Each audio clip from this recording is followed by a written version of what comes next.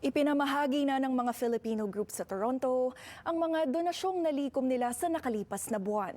Tulong para sa mga bagong dating na nangangailangan ng mga winter gear pagdating sa Canada. Silipin natin sa report ni Keisha Balatbat.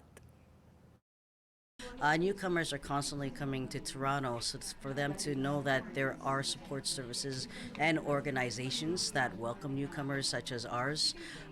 It helps them adapt within that community. Isinagawa ang holiday giving event ng Adhika at Combat Science Warrior Arts of Asia sa Toronto nitong linggo, kung saan ipinamahagi nila ang mga pagkain at winter clothes sa mga newcomers.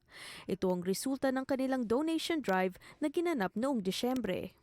Hindi man ito ang unang beses na ginawa nila ang donation drive, ikinatuwa nila ang paglawak ng kanilang initiative ngayong taon. Last year, maliit lang, pero this year, nakikita ninyo na marami talagang nag-donate. So, salamat sa mga donors, ng mga small businesses and mga individuals. Ang proyekto, malapit sa puso ng isang organizer na si JB Ramos dahil alam niya ang pinagdaanan ng kanyang magulang noong pumunta sa Canada noong 1970s.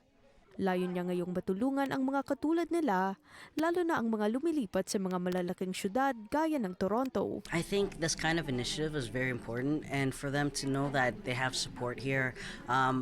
The cost of living in Toronto is something that a lot of newcomers are struggling with, making minimum wage, if anything. So to be able to have access to things such as, warm clothing for the winter, food, community support would definitely help them adjust well to being within a big city like Toronto. Ikinatuwa ng isang newcomer ang natanggap na tulong. Aniya hindi madali na makabili ng makapal na jacket sa Pilipinas na kakayanin ang Canadian winter. It's our first winter here, so it's extremely cold.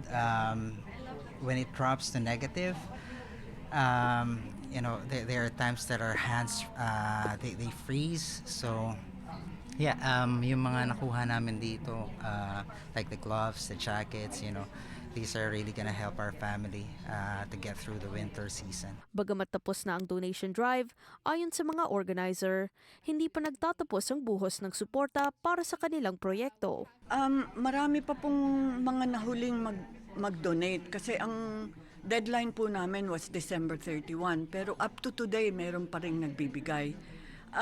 Ang balak po namin ay ipunin at maaring sa susunod, mga spring siguro, after ng winter, maaari po kaming gumawa ulit ng ganitong event. Bukas daw ang mga grupo na makipagtulungan sa iba't ibang organisasyon nang dumami pa ang mga matutulungang newcomers dito sa Canada. Keisha Balatbat, Omni News, Toronto.